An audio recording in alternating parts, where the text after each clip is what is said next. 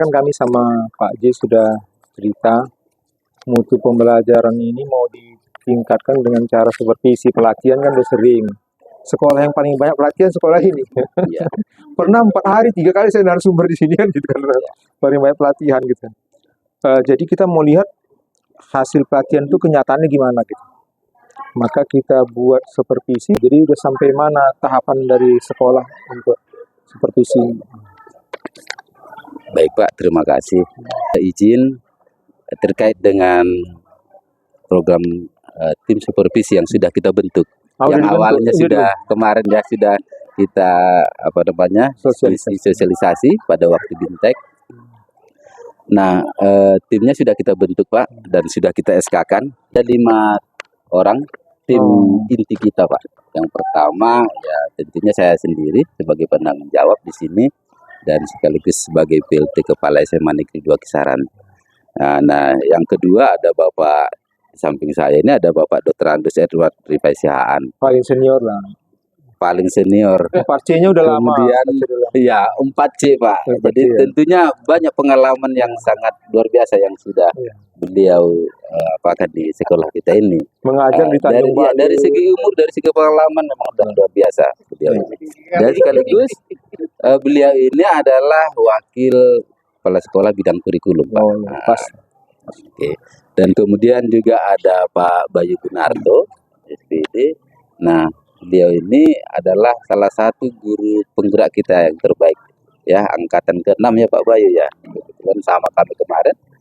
Nah, dan beliau ini juga sudah banyak nih bernarasumber di mana-mana tentang tim supervisi ini. Jadi saya pikir perlu diterapkan ini ilmu yang sudah dimilikinya, kan gitu.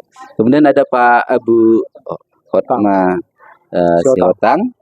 Nah, ibu ini juga salah satu guru terbaik kita, terutama Pak, baik itu dari keteladanan dalam mengajar KBM. Ibu ini salah satu unggulan kita. Kenapa saya bilang unggulan kita? Dari segi kompetensi mengajarnya, kedisiplinannya, tauladannya kepada anak-anak. Beliau ini yang terbaik kita, salah satunya. Nggak mau macam-macam, nggak banyak macam-macam, Bu. Intinya komitmen saya lihat dalam melaksanakan tugas gitu. Kemudian ada juga Ibu. Ini nggak usah cerita udah semua udah paham lah siapa dia itu. Ini juga ya. Kebetulan deputi bidang kurikulum Pak, jadi sangat banyak membantu dengan bekerja sama dengan Pak ER. Jadi pengalamannya juga sudah luar biasa. 2 orang lagi ada Pak Sulaiman bidang kesiswaan dan ada Pak Hendrik di bidang Sarplas. Yang tadi. Iya. Jadi kita harapkan nanti ada diskusi yang baik gitu di antara guru yang disupervisi dengan yang tim supervisi sehingga menemukan output yang diharapkan kira-kira. Seperti itu Pak, yang nanti kita bisa sharing-sharing ya tim kita gimana kira-kira siap ya Bapak Ibu ya sebagai tim. Nanti mungkin Bapak Ibu tim kita ada yang mau diskusi juga dengan Bapak selaku narasumber kita juga termasuk di sini yang mungkin terkait hal supervisi ini yang mungkin nanti kita bisa bercerita lebih lanjut. Demikian sementara Pak, terima kasih. Oke, ini kan timnya sudah nih. Kemarin kita juga sama dengan guru lain buat forum ya, buat kegiatan. Tapi karena kita pasukan bodreknya kan harus lebih di atas mereka gitu kan. Gitu. Nanti kita akan melakukannya kepada mereka. Jadi seperti yang kita diskusikan waktu kegiatan kemarin kan, supervisi ini ada 3 tahapan teknis pelaksanaannya. Pertama pra-observasi, kemudian observasi, baru pasca observasi. Jadi pra-observasi itu ada kesepakatan dengan guru. Apa sih yang mau dipantau, apa yang mau didiskusikan gitu. Sebelumnya kita sudah sama-sama paham supervisi bukan penilaian kinerja. Ya, bukan penilaian kinerja. Jadi ada bilang, Pak nanti pas supervisi dia bagus Pak. Pas enggak jelek Pak. Itu kan yang rugi dia. Supervisi ini dijadwalkan. Diberitahukan gurunya akan disupervisi. Karena nanti kita ada pra-observasi mendiskusikan apa yang mau disupervisi. Kemudian observasi, kemudian pasca observasi. Tapi penilaian kinerja jangan diberitahukan Pak J. Nah, gitu. Dikasih tahu sama guru bahwa penilaian kinerja tidak diberitahukan. Kapan saja kepala sekolah atau tim yang ditunjuk kepala sekolah untuk mengisi penilaian kinerja mau turun aja. Tujuannya agar guru mempersiapkan setiap saat. Kalau diberitahu ditakutkan dia mempersiapkan, pas nggak dinilai dia tidak persiapkan. Jadi kita mau diskusi teknisnya ini dengan tim yang sudah dibentuk sekolah di praobservasi, di observasi dan pasca observasi ya. Kemarin sudah kita bahas juga, tapi kita boleh ulang karena untuk tim ini. Di praobservasi kan ada kesepakatan supervisor dengan yang disupervisi. Apa sih yang akan ditingkatkan misalnya kalau supervisi akademik? Pak, saya ingin meningkatkan kemampuan saya memotivasi siswa. Ini terserah lah. Atau ice breaking, atau masalah penggunaan IT dan lain terserah. Maka supervisor mencatat itu. Terus apa sih indikator yang ingin dicapai oleh guru itu, Bang? Seperti kemarin Pak, saya nggak puas Pak, gitu kan. Jadi kita bilang sama Pak Bayu, puas itu seperti apa? Itu harus dikasih tahu gitu. Puas seperti apa? Saat ini seperti apa? Nah, gitu dia. Jadi tahu. Itu supervisi akademik meningkatkan kemampuan. Kemudian supervisi klinis nanti ada permasalahan. Ada permasalahan pembelajaran yang terasakan. Kok susah ya? Kok begini? Susah kali aku untuk ini. Maka itu kita juga melakukan seperti tahapan ini juga. Praobservasi apa? Ini. Baru nanti, siap praobservasi kita bisa observasi.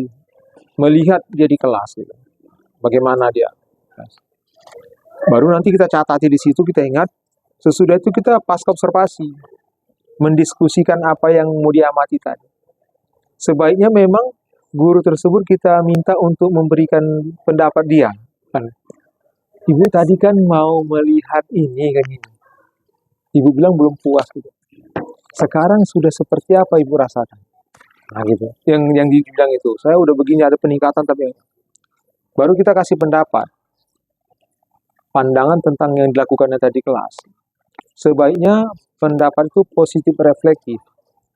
Positif reflektif itu gini, dimulai dari kebaikan. Positif. Dia salahnya 8, benarnya 2. 2 ini dia memotivasi anak bagus, hingga yang lain. Pertama, saya senang melihat cara ibu memotivasi anak. Nah, gitu dia. Begini, ceritakan reflektif itu menunjukkan sama dia bahwa yang kita ceritakan itu memang yang kita lihat, bukan mengarang. Reflektif dia. Memang itu seperti ini, gini. Dan ibu begini. Nah, gitu. Nah, untuk lebih bagusnya, sebaiknya baru yang 8 itu, paham kan? Nah, jadi dia tidak menyalahkan, bukan ujuk-ujuk, ibu salah di sini, salah enggak. Apa dulu yang keunggulannya? Nah, baru nanti kita minta dia bercerita. Kira-kira menurut dia kenapa itu bisa terjadi, kira-kira nanti apa yang mau dilakukan. Karena supervisi nanti akan berkelanjutan. Itu untuk supervisi akademik. Kalau supervisi klinis memang dia ada masalah. Gitu. Kalau dia ada masalah, kita lihat kalau gurunya memang komitmen perubahan tinggi, dia mau berubah, mau gini. Dia bisa coaching. Kemarin dengan Pak Bayu kan kami coaching gitu. Di sini ya, di depan Pak Syaan itu ya. Coaching kita. Akhirnya apa? Kita diskusi sama dia, tanya jawab. Akhirnya Bapak itu sendiri yang memutuskan jalan keluarnya. Sudah itu Pak J, rekaman-rekaman ini kita diskusikan di tim, bukan di seluruhnya. Rekaman-rekaman ini nanti kita duduk di satu ruangan, kita berenam, kita diskusikan, kita putar, kasih pendapat. Target saya tidak muluk-muluk. Tahun ini target saya Pak J, bukan harus meningkat proses belajar guru. Kualitas supervisi meningkat. Nah, itu, kan? Kualitas supervisi kan? Target target saya ini ke kita. Bagaimana kualitas supervisi itu meningkat? Nanti kalau kualitas supervisi meningkat, supervisi bagus, insya Allah itu guru-guru akan meningkat kualitas pembelajarannya.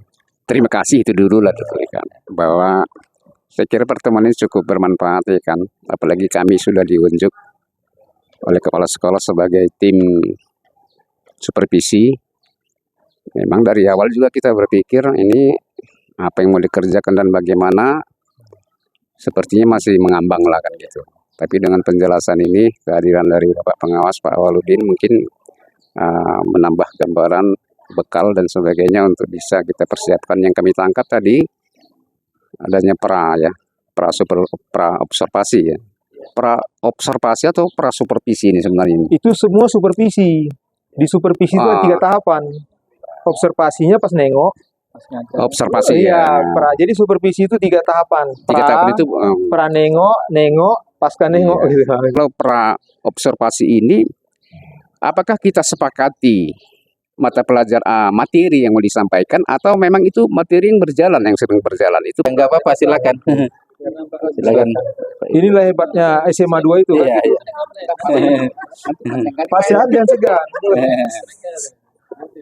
Udah ada Pak Aji, Pasihan sama Ira di sini udahlah, jelas lah kopinya keluar. Jadi sambil diminum, Ya. Bapak Ibu. Nah, ya silakan. Mungkin sedikit Pak tadi yang disampaikan Pak Buat tadi. Mungkin memang kita bersama ya Pak ya. Jadi memang di pra observasi itu nanti kita ingin mengetahui juga apa sih persiapan guru-guru itu di dalam mau mengajar. Ya, mungkin itu nanti mungkin salah satu pertanyaan-pertanyaan yang mau kita sampaikan ke guru-guru tersebut. Kemudian persiapannya, kemudian kira-kira kekuatan apa ini yang dimiliki si guru tersebut dulu menyelesaikan pembelajaran tersebut. Mungkin kira-kira seperti itu nanti Pak yang mau dapat. Ya, oke ya. Ya itu nanti kan sudah misalnya mau coaching, mau supervisi klinis. Ya, seperti saya dengan Pak Bayu itu kan. Jadi kita meminta dia refleksi diri dia. Kemudian jalan keluar yang mau dilakukannya apa berdasarkan kemampuan dia, itu sebaiknya gitu. Sebaiknya memang jangan kita mengajari. Iya, iya. Karena ini kan latihan. Kalau kita ajari, nanti dia akan menemukan sendiri tanpa kita. Sesudah ini kan dia mengajar tanpa kita, revisi akan. Jadi ditakutkan kalau terlalu kita begini, sebetulnya matematika juga. Diginikan aja, gini ya, oke. Selesai satu itu. Tiba-tiba dia waktu ngajar lagi bermasalah dia. Nah, maka dia tidak punya jalan keluar. Kemudian yang pasien tentang materi, oke. Nah, ini kan kita berdiskusi tentang proses pembelajaran, bukan tentang materi. Apakah materi nggak ada tempat? Ada, nanti kan MGMP, materi ini kan khusus MGMP.